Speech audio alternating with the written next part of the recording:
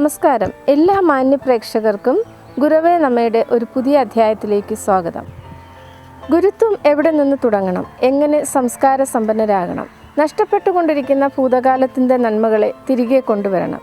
അതിനുവേണ്ടിയുള്ള ഒരു പരിശ്രമമാണ് ഗുരുവേ നമ്മയിലൂടെ നമ്മൾ ലക്ഷ്യമിടുന്നത്. ഇന്ന് ജീവിത രീതിയിൽ വന്ന മാറ്റങ്ങളുടെ ഭാഗമായി അസുഖങ്ങൾ വർദ്ധിക്കുന്നു. ഭിഷഗ്വരനെ ദൈവതുല്യരായി കാണുന്ന അവസ്ഥ വന്നു ചേർന്നിരിക്കുന്നു. നമ്മോടൊപ്പം ഇന്നുള്ളത് കേരളത്തിലും ഇന്ത്യയിൽ തന്നെയും വിദഗ്ധനായ ന്യൂറോ സർജൻ എന്ന ഖ്യാതി നേടിയ വ്യക്തിത്വമാണ് ഡോക്ടർ എ മാർത്താണ്ഡപിള്ള. വളരെ കാലമായി ചികിത്സാ രംഗത്തുള്ള അദ്ദേഹം നിരവധി രോഗികളുടെ ജീവൻ്റെ നിലനിൽപ്പാണ്. Doctor A Marthandapillai MS neuro, MNMS neuro, FRCS വിദഗ്ധനായ ഇന്ത്യൻ ന്യൂറോ സർജൻ.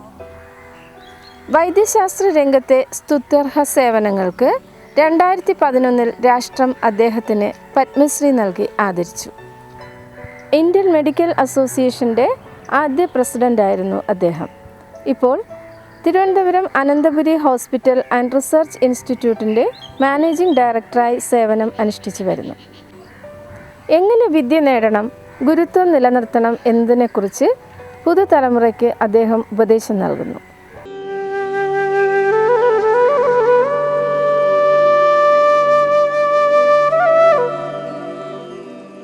ഗുരുവേ നമഃ.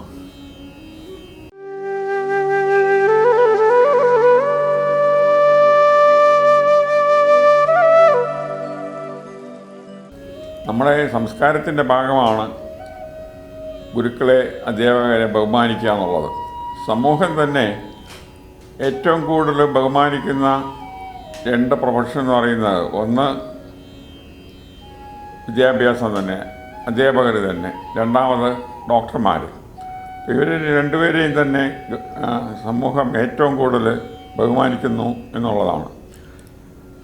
ഒരു അധ്യാപകൻ്റെ കാല് തൊട്ട് തൊഴാൻ എത്ര വലിയ വ്യക്തിയാണെങ്കിലും ഒരു മടിയും കാണിക്കാനില്ല. കാരണം ആ ഗുരുവിൽ നിന്ന് തന്നെയാണ് വിദ്യ അഭ്യസിച്ചതെന്നുള്ളതുകൊണ്ട് എപ്പോഴായാലും ആ ഒരു ബഹുമാനം തീർച്ചയായിട്ടും അവരുടെ സ്റ്റുഡൻസ് കാണിക്കാറുണ്ട്.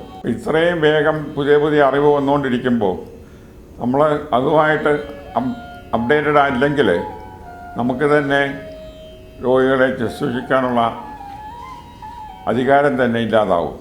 അപ്പോൾ ആ രീതിയിലാണ് വിദ്യാഭ്യാസം അല്ലെ അറിവ് നമ്മൾ പകരേണ്ട സ്പീഡ്. പിന്നെ ഇപ്പോൾ ഇക്കാലത്ത് നമ്മുടെ ട്രഡീഷണലായിട്ട് ഈ ഗുരുകുലം എന്നൊക്കെ പറയുന്ന പോലെ തന്നെയാണ് മെഡിക്കൽ വിദ്യാഭ്യാസവും ഒക്കെ തീർച്ചയായിട്ടും നടക്കുന്നത്. ഞാൻ ട്രിവാൻഡ്രം മെഡിക്കൽ കോളേജിൽ പഠിച്ചപ്പോഴും അത് കഴിഞ്ഞ് ക്രിസ്ത്യൻ മെഡിക്കൽ കോളേജ് വെല്ലൂരിൽ പഠിച്ചപ്പോഴൊക്കെ ഈ ഒരു ഗുരു ശിഷ്യ ബന്ധം ഒരു ഗുരുകുലം പോലെയുള്ളതാണ്. ഈ അധ്യാപകരൊക്കെ അവിടുത്തെ ക്യാമ്പസുകളിൽ തന്നെയാണ് താമസിക്കുന്നത്. മാസത്തിൽ ഒരു പ്രാവശ്യമെങ്കിലും അവർ നമ്മളെ വിളിക്കുകയും നമ്മളായിട്ട് സംസാരിക്കുകയും നമ്മുടെ കുടുംബകാര്യങ്ങളും നമ്മുടെ പേഴ്സണലായിട്ടുള്ള കാര്യങ്ങളും നമ്മുടെ ബുദ്ധിമുട്ടുകളും ഒക്കെ തന്നെ നമ്മളെ ചോദിക്കുകയും നമുക്ക് അറിവ് പകർന്നു തരികയും, മെഡിക്കൽ നോളജ് മാത്രമല്ല, ഒരു നല്ലൊരു പൗരൻ എന്നുള്ള നിലയ്ക്ക് നമ്മളെ വാർത്തെടുക്കാൻ വേണ്ടിയിട്ടുള്ള അതുപോലുള്ള കാര്യങ്ങളും ദിശാബോധവും നമ്മൾ തീർച്ചയായിട്ടും നമ്മുടെ അധ്യാപകർ ഉണ്ടാക്കാറുണ്ടായിരുന്നു.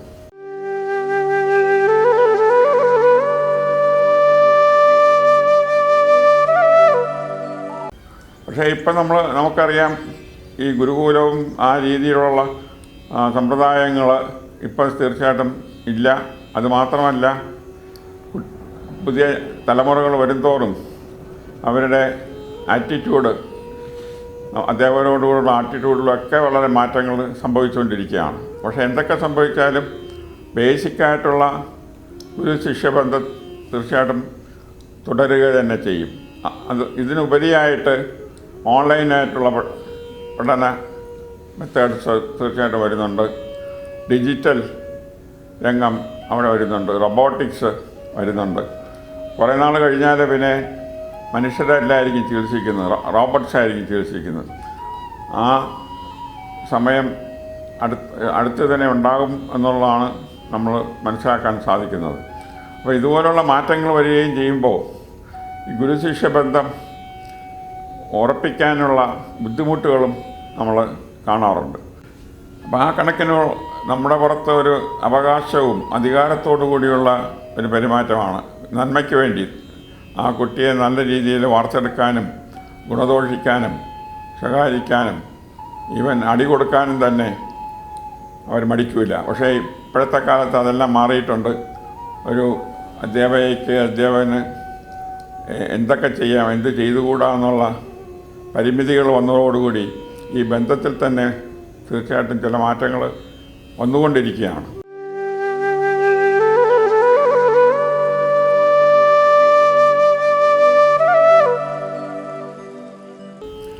പിന്നെ പുതിയ തലമുറയെ സംബന്ധിച്ചോളം നമ്മളെപ്പോഴും കാണുന്നത് ഒരു തലമുറ അടുത്ത തലമുറ വരുമ്പോൾ അവർ ബുദ്ധിയിലും കഴിവിലും പഠിക്കാനുള്ള ശേഷിയിലും ഒക്കെ തന്നെ അതിന് മുമ്പുള്ള തലമുറയെക്കാളും മിടുക്കരായിട്ട് തന്നെയാണ് നമ്മൾ കാണുന്നത്. അപ്പോൾ ഇത്രയും മിടുക്കരായിട്ട് വരുന്നവർ നമ്മളെ ഈ പഴഞ്ചൻ നീതിയും ന്യായവും എത്തിക്സും ഒക്കെ എത്രത്തോളം അവർ ഉൾക്കൊള്ളും എന്നുള്ളൊരു പ്രശ്നം അവിടെ നിലനിൽക്കുന്നുണ്ടെന്നുള്ളതാണ്. അപ്പോൾ അവരുടെ മനസ്സിനെ മനസ്സിലാക്കി, അവരുടെ വികാരങ്ങളെ മനസ്സിലാക്കി, അവരുടെ ബുദ്ധിയും അവരുടെ കഴിവും എല്ലാം തന്നെ മനസ്സിലാക്കി അധ്യാപകർ തന്നെ അതിൽ മാറ്റങ്ങൾ വരുത്തണം. അവരുടെ അപ്രോച്ചിൽ തീർച്ചയായിട്ടും മാറ്റങ്ങൾ വരുത്തേണ്ടത് വളരെ ആവശ്യമാണ്. ഒരു ടീച്ചർ എന്നുള്ള നിലയ്ക്ക്, അധ്യാപകൻ എന്നുള്ള നിലയ്ക്ക് നമ്മൾ ഒരു ക്ലാസ്സിൽ തന്നെ ആ കുട്ടിയെ പഠിക്കാനുള്ള ഒരു താല്പര്യം ഉണ്ടാക്കിയെടുക്കണം. അത് ശ്രദ്ധിക്കാനുള്ള ഒരു മനസ്സുണ്ടാക്കിയെടുക്കണം. അവരുടെ പ്രശ്നങ്ങൾ പലപ്പോഴും സ്കൂളിൽ പല സാമൂഹിക വ്യവസ്ഥ വഴിയും സാമ്പത്തികമായിട്ടുള്ള പലതരത്തിലുള്ള കുട്ടികളായിരിക്കും പഠിക്കാൻ വരുന്നത്. അപ്പോൾ ഓരോരുത്തർക്കും അവരുടേതായിട്ടുള്ള കുടുംബത്തിലെ വീട്ടിലെയും രക്ഷകർത്താക്കളുടെയും ഒക്കെ പ്രശ്നങ്ങൾ കാണുമായിരിക്കും. അപ്പോൾ അതുമായിട്ട് ചിന്തിച്ച് ക്ലാസ് തന്നെ ചിലപ്പോൾ ശ്രദ്ധിക്കാത്ത സാഹചര്യങ്ങളുണ്ടാകാം. അപ്പോൾ ഒരു അധ്യാപകന് ഭയങ്കര ഒരു പങ്കുണ്ട് അതിൽ. തീർച്ചയായിട്ടും എങ്ങനെ വേണം പ്രതികരിക്കാമെന്ന്. പണ്ടൊക്കെ ഒരു അധ്യാപകന് 5-10 വിദ്യാർത്ഥികളായിരിക്കുള്ളൂ. ഇപ്പം അങ്ങനെയല്ല. മെഡിക്കൽ വിദ്യാഭ്യാസത്തിൽ തന്നെ ഒരു ക്ലാസ് എന്ന് പറയുന്നത് 150-200 കുട്ടികളിരിക്കുന്ന ഒരു ക്ലാസ്സിൽ ഓരോ വ്യക്തികളിലും ഉണ്ടാകുന്ന പ്രശ്നങ്ങൾ അവരെത്രത്തോളം പഠിത്തത്തിൽ ശ്രദ്ധിക്കുന്നു എന്നുള്ളത് മനസ്സിലാക്കാനുള്ള അധ്യാപകൻ്റെ കഴിവ്, ഇവരായിട്ട് ഏത് രീതിയിൽ നമുക്ക് ഇൻറ്ററാക്റ്റ് ചെയ്യാമെന്നുള്ള അത് ആലോചിക്കുകയും അത് നടപ്പാക്കുകയും ചെയ്യേണ്ടതും വളരെ ആവശ്യമായിട്ടുള്ള കാര്യങ്ങളാണ്. പിന്നെ മെൻറ്റർഷിപ്പ് എന്നും പറഞ്ഞു ഇങ്ങനെ ഒരു ക്ലാസ് റൂമിൽ 200 കുട്ടികളെന്നുള്ള കണക്കിലുള്ളപ്പോൾ ഒരു 10 കുട്ടികളെ കാര്യങ്ങൾ അന്വേഷിക്കാൻ ഒരു അധ്യാപകൻ എന്നുള്ള കണക്കിൽ മെൻറ്റർഷിപ്പ് പ്രോഗ്രാംസ് ഇപ്പോഴും തീർച്ചയായിട്ടും നടത്തി വരുന്നതായിട്ട് നമുക്ക് മനസ്സിലാക്കാൻ പറ്റുന്നുണ്ട്. അതും വളരെ ആവശ്യമാണ്.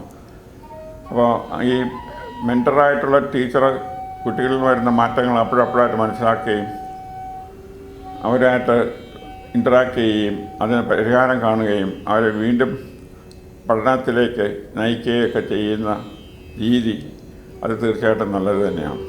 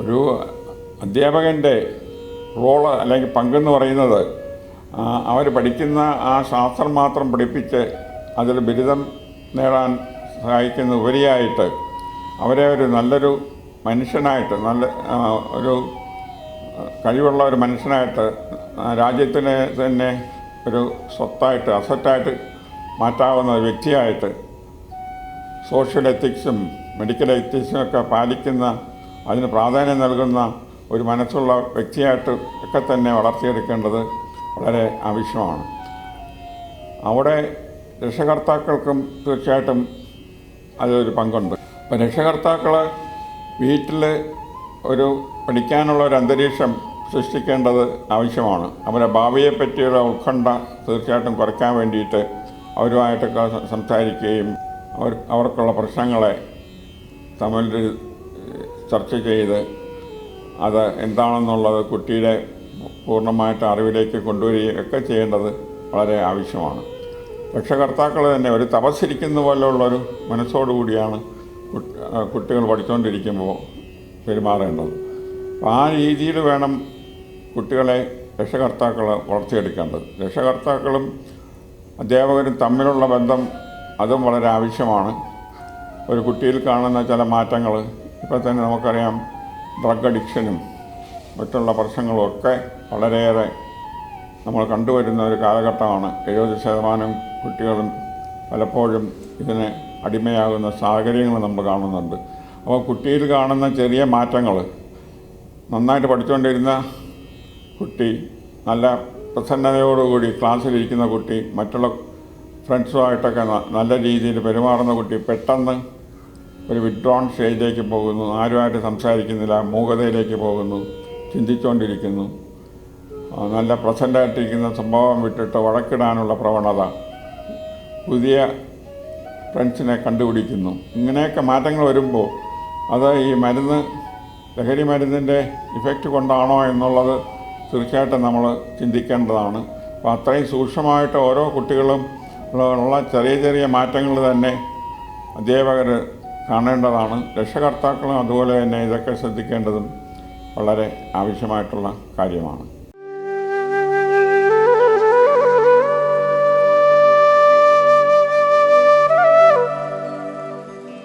ഈ സ്കൂളിൽ പഠിക്കുന്ന കാലത്ത് കുട്ടികൾ എപ്പോഴും ഒരു റോൾ മോഡലിനെ അന്വേഷിച്ചായിരിക്കും നടക്കുന്നത്. അപ്പോൾ അവരുടെ മനസ്സിൽ ഒരു വ്യക്തിത്വം പതിഞ്ഞു കഴിഞ്ഞാൽ അത് അനുകരിക്കാനുള്ള സാധ്യതയാണുള്ളത്. അപ്പോൾ അത് മനസ്സിലാക്കിയിട്ട് അവരുടെ മനസ്സിൽ പതിയുന്ന വ്യക്തിത്വം ഒരു നല്ലൊരു വ്യക്തിയുടെ വ്യക്തിത്വം ആയിരിക്കണം.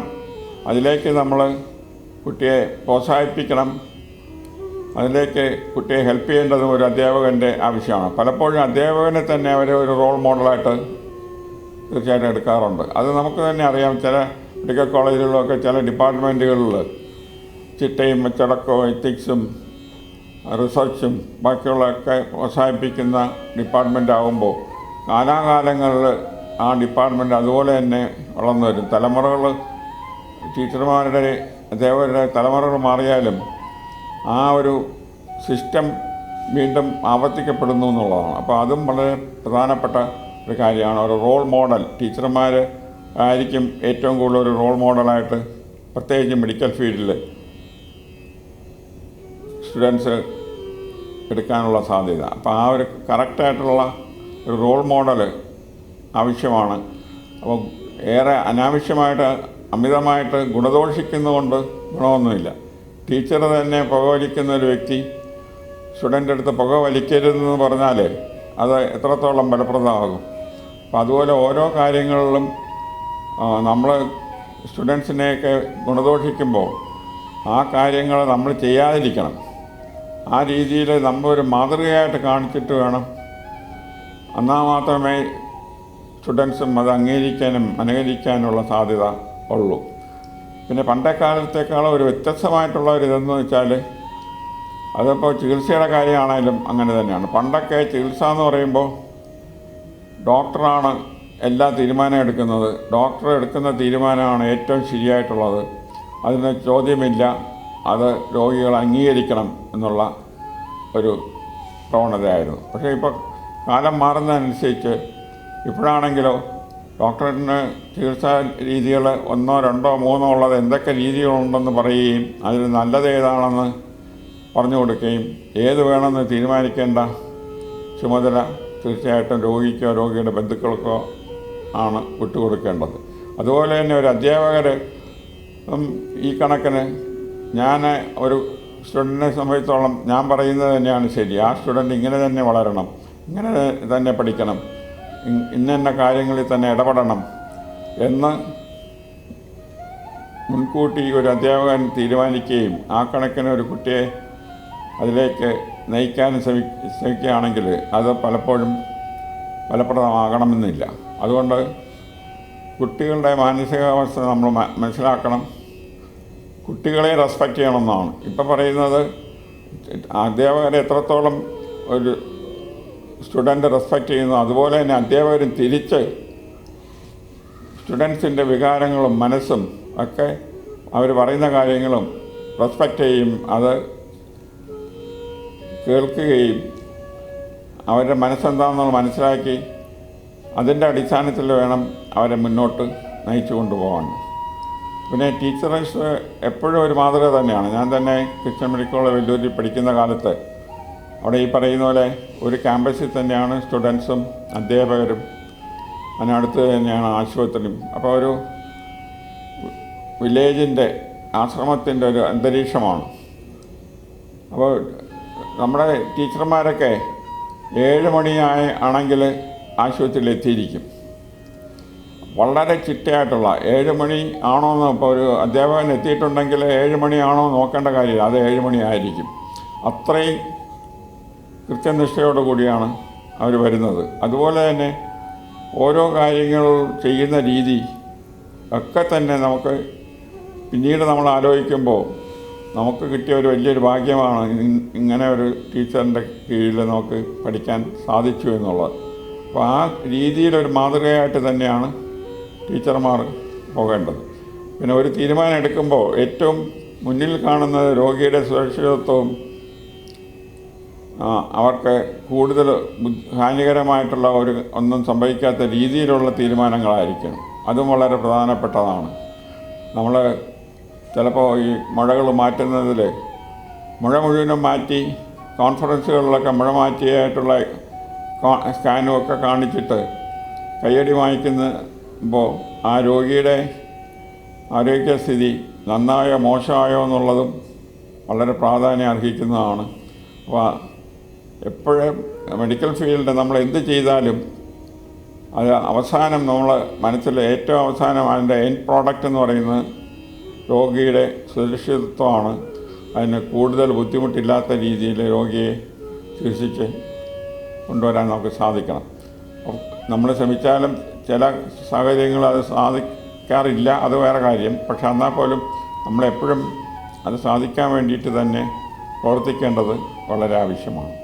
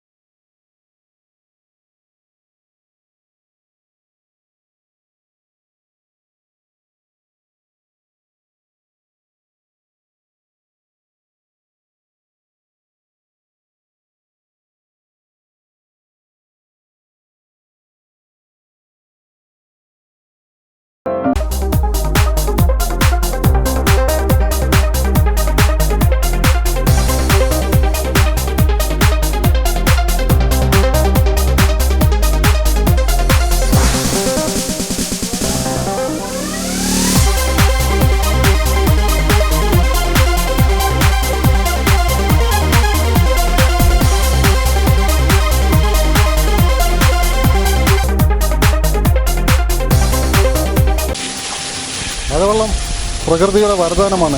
അത് ഓരോരുത്തരും സംരക്ഷിക്കേണ്ടതാണ്. അവരവരുടെ വീടുകളിൽ മഴനീർ കുഴിച്ചും പുരയിടങ്ങളിൽ മണ്ണിട്ട കെട്ടിയും വെള്ളം റോഡിലേക്ക് ഒലിക്കാതെ സംരക്ഷിക്കേണ്ടത് ഓരോ വ്യക്തികളുടെയും കർത്തവ്യമാണ്.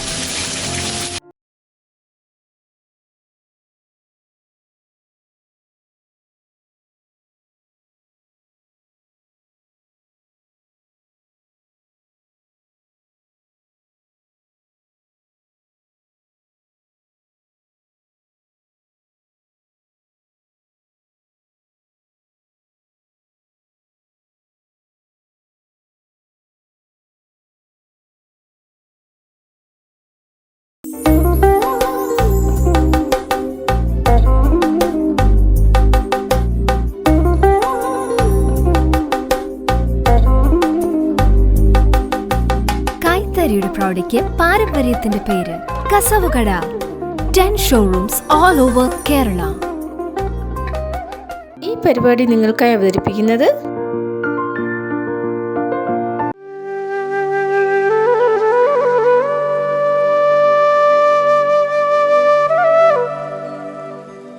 ഗുരു ശിഷ്യ ബന്ധത്തിനെ പറ്റി പറയുമ്പോൾ ക്രിസ്ത്യൻ മെഡിക്കൽ കോളേജിലെ എൻ്റെ ഗുരുവായിരുന്ന പ്രൊഫസർ മത്തായിയെ പറ്റി പറയാതെ അത് പൂർണ്ണമാകില്ല.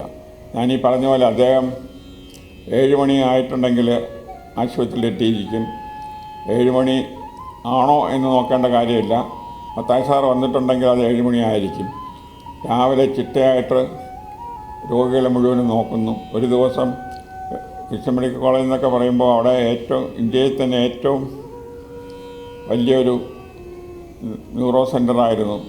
അപ്പോൾ വിദേശത്ത് നിന്നും നോർത്ത് ഈസ്റ്റേൺ സ്റ്റേറ്റുകളിൽ നിന്നും ഒക്കെ തന്നെ ഏറെ രോഗികൾ വരാറുണ്ട്. ഒരു ദിവസം തന്നെ 10-24 ഗൗരവമായിട്ട് രോഗങ്ങളുള്ള രോഗികൾ വരുന്ന ഒരു സെൻ്ററാണ്. അപ്പോൾ ഇത്രയും പേഷ്യൻസിനെ അപ്പോൾ ഇതൊക്കെയാണ് ചിട്ടയായിട്ട് നമ്മൾ അപ്പോൾ പഠിച്ചിട്ടുള്ളത്. ഈ ഒരു രോഗി വന്നു കഴിഞ്ഞാൽ ഒരു അരമണിക്കൂറിനകം പൂർണ്ണമായിട്ടും രോഗിയെ പരിശോധിച്ചിരിക്കണം. 2 മണിക്കൂറിനകത്ത് ടെസ്റ്റ് ചെയ്ത് അതിൻ്റെ റിപ്പോർട്ടുകൾ കിട്ടിയിരിക്കണം. ഉടനെ തന്നെ അതിൻ്റെ ചികിത്സ നമ്മൾ ആരംഭിച്ചിരിക്കണം.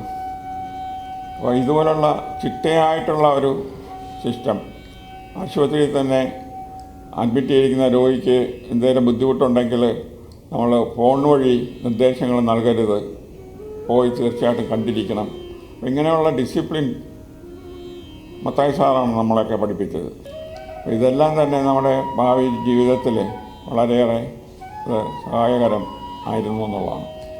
പിന്നെ ഈ വർക്ക് കൾച്ചർ, നമ്മുടെ പെരുമാറ്റം, രോഗികളോടുള്ള പെരുമാറ്റം, നമ്മൾ കൃത്യസമയത്ത് ടെസ്റ്റുകൾ ചെയ്യുന്നതും രോഗിയെ നോക്കുന്നതും രോഗിയോടുകൂടിയുള്ള നമുക്ക് രോഗിക്ക് എന്ത് സംഭവിച്ചു എന്നൊക്കെ മനസ്സിലാക്കാനുള്ള ആഗ്രഹം ഒക്കെ തന്നെ വളരെ ആവശ്യമായിട്ടുള്ള വർക്ക് കൾച്ചർ വളരെ വളരെ ഇമ്പോർട്ടൻ്റ് ആണ്. അപ്പോൾ ഒരു വ്യക്തിയെ നല്ലൊരു പൗരനാക്കുന്നത് ഈ വിദ്യാർത്ഥി അധ്യാപക ബന്ധം തന്നെയാണ്. അതിനുപരിയായിട്ട് രക്ഷകർത്താക്കളുടെ പങ്ക് വളരെ പ്രാധാന്യമർഹിക്കുന്നതാണ്. കാരണം ഞാൻ നേരത്തെ സൂചിപ്പിച്ച പോലെ നമ്മുടെ സിലബസും കരിക്കുലം വഴി കിട്ടുന്ന അറിവ് ഒരു 30% ഒരു വ്യക്തിയെ ജീവിതത്തിലേക്ക് സക്സസ്ഫുള്ളാക്കാൻ സഹായിക്കുന്നുള്ളൂ. ബാക്കി അറിവും പ്രേരണയും ഒക്കെ തന്നെ കിട്ടുന്നത് സമൂഹത്തിൽ നിന്നും വീട്ടിൽ നിന്നും നാട്ടിൽ നിന്നുമൊക്കെ തന്നെയാണ്. അപ്പോൾ അത് സ്വീകരിക്കാനും അതനുസരിച്ച് മാറ്റങ്ങൾ നമ്മളിൽ തന്നെ ഉണ്ടാക്കേണ്ടതും വളരെ ആവശ്യമാണ്. വിദ്യാർത്ഥി എന്ന് പറയുമ്പോൾ അത് നമ്മൾ ഉദ്ദേശിക്കുന്ന കാര്യങ്ങൾ അടിച്ചേൽപ്പിക്കാനൊരു വ്യക്തിയല്ല എന്നുള്ളതും നമ്മൾ മനസ്സിലാക്കണം. വിദ്യാർത്ഥികൾ അതേപോലെ സ്നേഹിക്കുകയും ബഹുമാനിക്കുകയും ചെയ്യുന്ന പോലെ തിരിച്ചും ആ സ്നേഹവും ബഹുമാനവും വിദ്യാർത്ഥികളോട് കാണിക്കേണ്ടതും വളരെ ആവശ്യമായിട്ടുള്ള കാര്യമാണ്. കാര്യങ്ങൾ നമ്മൾ ചെയ്യാത്ത കാര്യങ്ങൾ, ചെയ്തുകൂടാത്ത കാര്യങ്ങൾ കുട്ടികളുടെ പറഞ്ഞ് ചെയ്യണ്ടെന്ന് പറയുന്നത് അത് അംഗീകരിക്കാൻ പറ്റുന്ന കാര്യമല്ല. നമ്മൾ തന്നെ മാതൃകയാകണം. മാതൃകയായ പിന്നെ പറയേണ്ട കാര്യമില്ല. അത് തന്നെ അവരൊരു റോൾ മോഡലായിട്ട് അംഗീകരിക്കുകയും അവരുടെ ജീവിതം ഫലപ്രദവും സക്സസ്ഫുള്ളാകാനും സാധ്യതയുണ്ട്. ഇതെല്ലാം തന്നെ നമ്മുടെ ഗുരുക്കന്മാരായിട്ടുള്ള നമ്മുടെ തന്നെ അധ്യാപകർ തുറന്നു തന്ന വഴിയിൽ കൂടെ നമ്മൾ സഞ്ചരിക്കുമ്പോൾ അത് തീർച്ചയായിട്ടും നമുക്ക് മനസ്സിലാക്കാൻ സാധിക്കുന്നു. അപ്പോൾ ഒരു ശിഷ്യബന്ധം മാറ്റങ്ങൾ വന്നാൽ പോലും അത് വളരെ ഗൗരവമായിട്ടുള്ളതാണ്. അത് തന്നെയാണ് ഒരു പൗരനെ ഒരു പ്രൊഫഷണലാക്കുന്നതും ഒരു രാജ്യസ്നേഹിയാക്കുന്നതും ഒരു നല്ല പൗരനാക്കുന്നതും നൈതികതയോടുകൂടി പെരുമാറാനുള്ള ആർജം ഉണ്ടാക്കി കൊടുക്കുന്നതും നമ്മൾ ഒന്നാണെന്നുള്ള തോന്നലുണ്ടാക്കിയെടുക്കുന്നതൊക്കെ തന്നെ ഈ ബന്ധങ്ങളിൽ കൂടെ നമുക്ക് കിട്ടുന്ന നിർദ്ദേശങ്ങളും അറിവും ഒക്കെ തന്നെയാണ്. അപ്പോൾ ഈ ബന്ധം തീർച്ചയായിട്ടും കാലാകാലങ്ങളായാലും അതിൽ മാറ്റങ്ങൾ വന്നാലും ഈ തന്നെയാണ് ഒരു വ്യക്തിയെ, ഒരു വിദ്യാർത്ഥിയെ ഒരു മനുഷ്യനാക്കുന്നതും നല്ലൊരു പൗരനാക്കുന്നതും നല്ലൊരു വ്യക്തിയാക്കുന്നതും. അത് തീർച്ചയായിട്ടും തുടരും എന്ന് തന്നെയാണ് ഞാൻ കരുതുന്നത്. ഗുരുവേ നമഃ.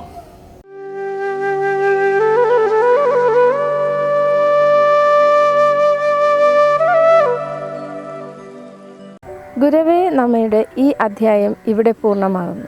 വീണ്ടും കാണുന്നതുവരെ നന്ദി, നമസ്കാരം.